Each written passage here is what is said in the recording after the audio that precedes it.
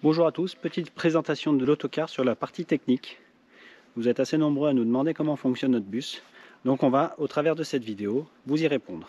C'est parti!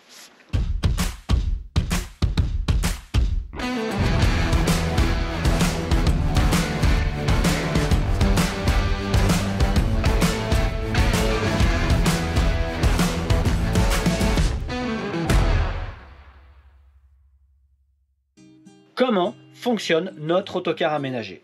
Je vais vous expliquer les clés pour un habitat confortable et en autosuffisance. Ce véhicule a 31 ans. Il a eu une merveilleuse vie. Il a d'abord été un autocar de voyage pendant 18 ans, puis il a eu un bref passage comme tourbus sportif pendant 2 ans, avant de devenir ce grand motorhome évolutif depuis 12 ans. Donc vous l'aurez compris, cet autocar a été assemblé en 1990 dans les chaînes de montage Néoplan et il a été doté d'un moteur 10 cylindres en V OM 423 qui est un moteur mais vraiment fabuleux.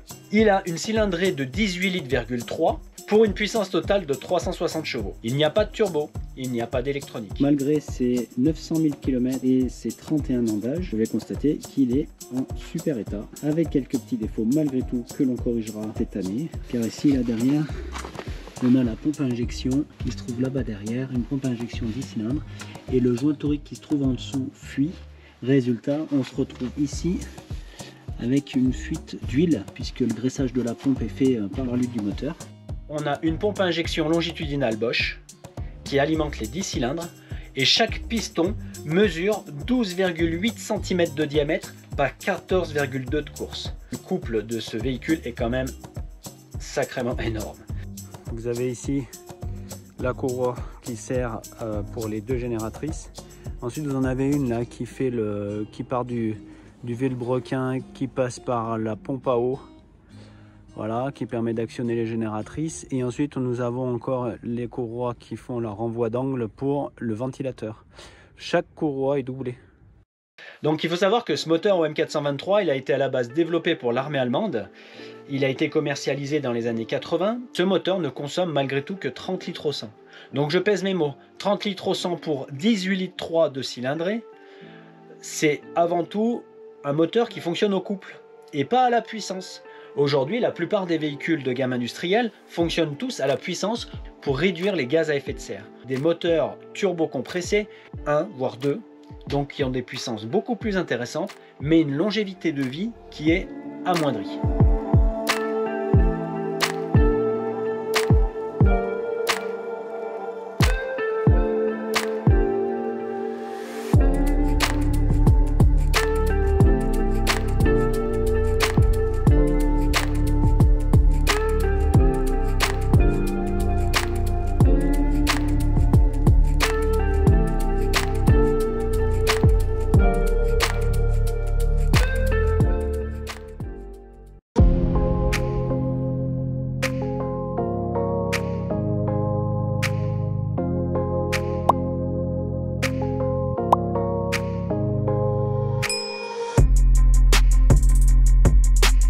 Je vais maintenant vous expliquer le fonctionnement technique de ce car pour le rendre habitable.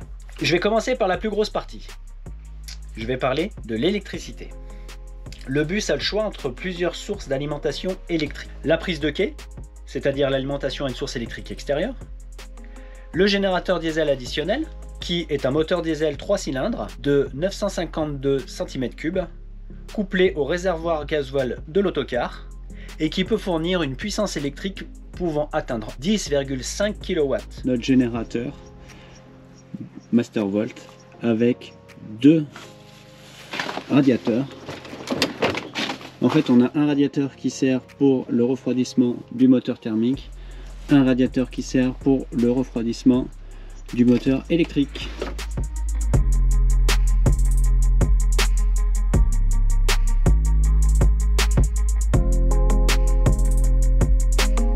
Parler un petit peu des batteries à décharge lente, il s'agit donc des batteries à acide liquide Rolls qui ont une capacité de 550 ampères heure pour une tension de 6 volts chacune.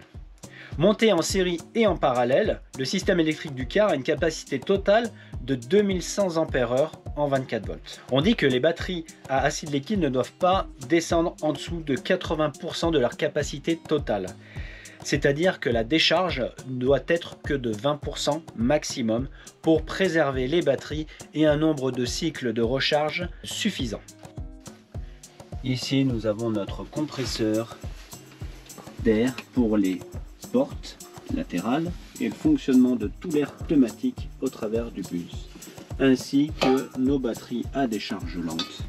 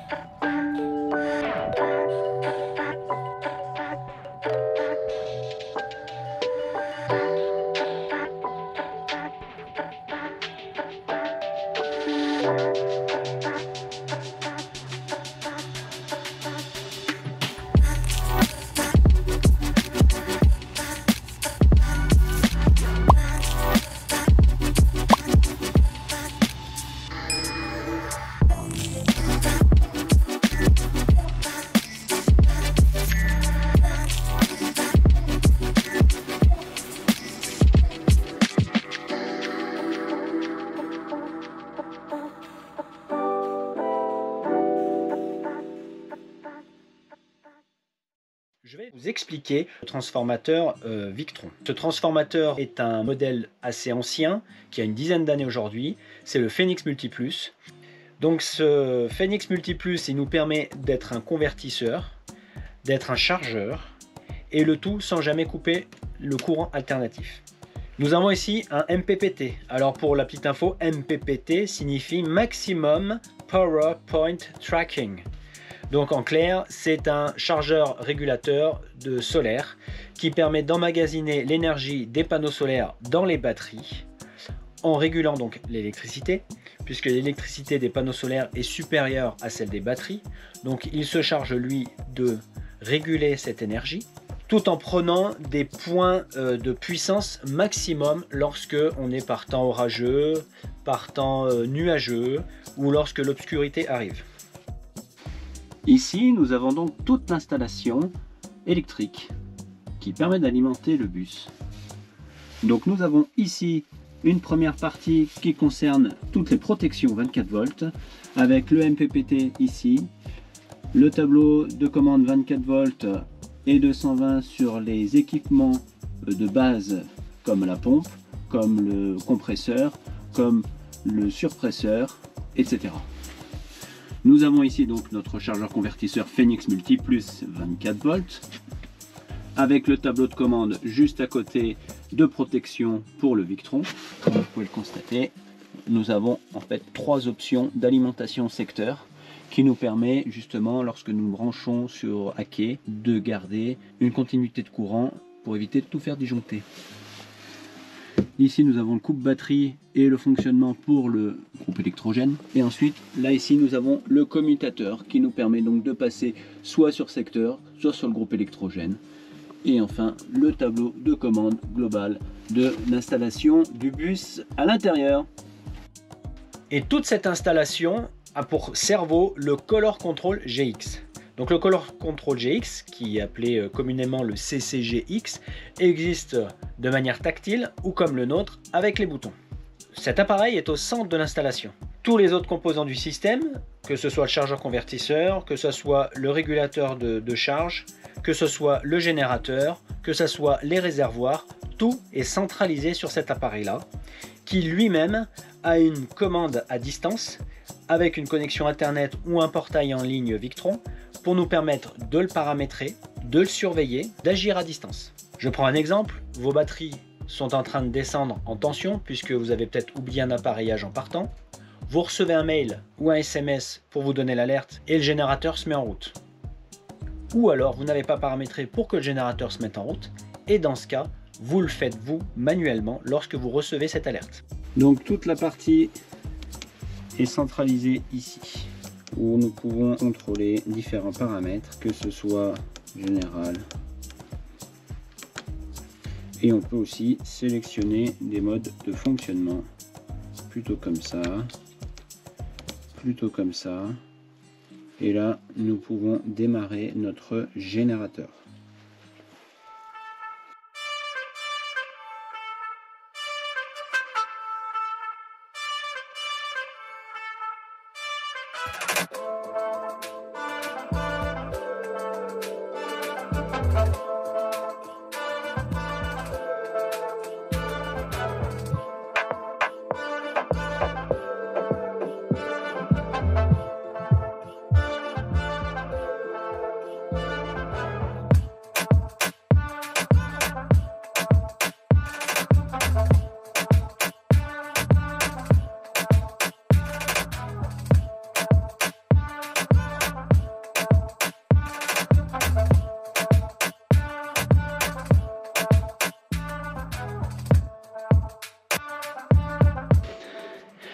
Petite explication. Donc ce toit est en tôle.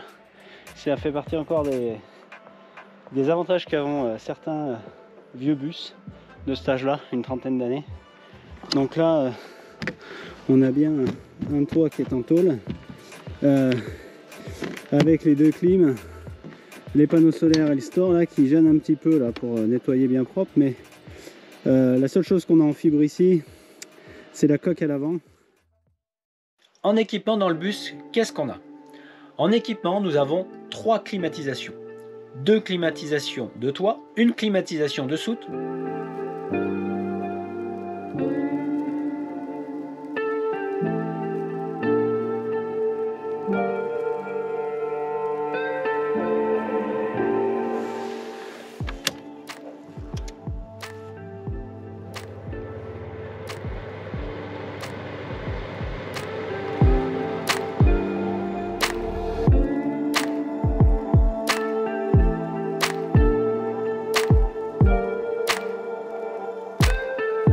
on a également un Webasto d'origine qui est sur le bus, qui est un gros Webasto, mais on en a un deuxième qui est un petit Webasto, un Thermo 90 ST, qui fonctionne parfaitement bien avec une consommation beaucoup moins importante que le gros Webasto. On est entre 0,4 litres et 1 litre à l'heure.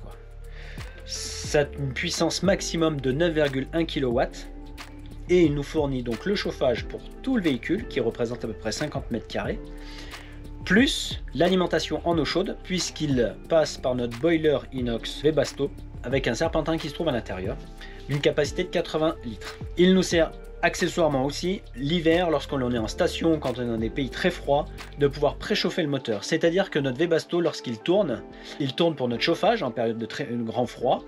Et lorsqu'on doit démarrer le véhicule, vu que ce moteur est énorme, on va favoriser justement de dévier le chauffage pour entrer dans les interstices du moteur par liquide de refroidissement, de manière à ce qu'il chauffe le moteur pendant un petit quart d'heure, et lorsqu'on démarre le moteur, ça se passe comme si la température extérieure était de 20 degrés. Donc mécaniquement, c'est un vrai atout.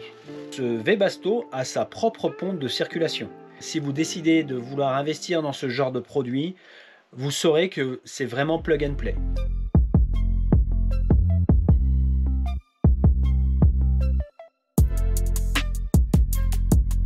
Nous avons ici des vannes, une vanne ici et une vanne là pour fermer le liquide de refroidissement du moteur pour que le moteur soit isolé et que le circuit de chauffage avec le départ ici et le retour là permet d'alimenter en eau chaude tout le compartiment du véhicule pour le chauffage.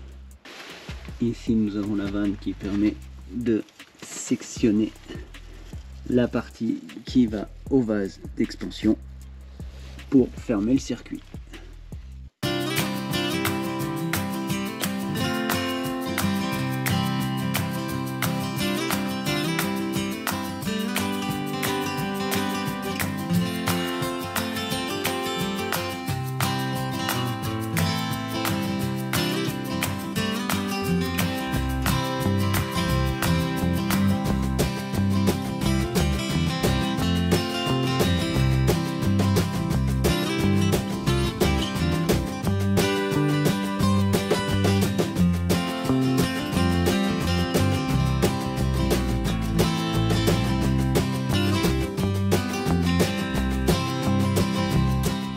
La plomberie qui est installée dans ce véhicule est du même principe que dans une maison, à la différence que l'on utilise des tuyaux souples PVC renforcés par une tresse textile. Il y a un distributeur qui est installé dans la soute pour pouvoir condamner une partie de l'installation en cas de fuite, nous permettant ainsi d'avoir de l'eau en permanence pendant le temps de réparation si fuite il y a. L'eau propre, quant à elle, peut être alimentée de 3 manières. On a la pompe 24 volts Japco, qui est une pompe américaine auto-amorçante. C'est également notre pompe principale du fait de sa faible consommation d'électricité. On a également le surpresseur 230 volts auto-amorçante, qui lui est un peu plus consommateur, mais qui nous permet d'avoir une pression plus importante, et principalement lorsqu'on utilise cette eau en extérieur, c'est-à-dire que lorsqu'on doit nettoyer des équipements, quand on doit nettoyer des chaussures, quand on doit nettoyer le bus, cette pression de service est sensiblement la même que celle qu'on a dans la maison. Cette pompe qui est en 230 volts est donc alimentée directement par le transformateur Victron. Donc voilà comment fonctionne notre autocar. J'espère que cette vidéo vous a apporté des réponses à des questions. N'hésitez pas à me laisser dans les commentaires vos questions afin que j'y réponde. En attendant, je vous remercie pour avoir suivi cette vidéo et je vous dis à bientôt.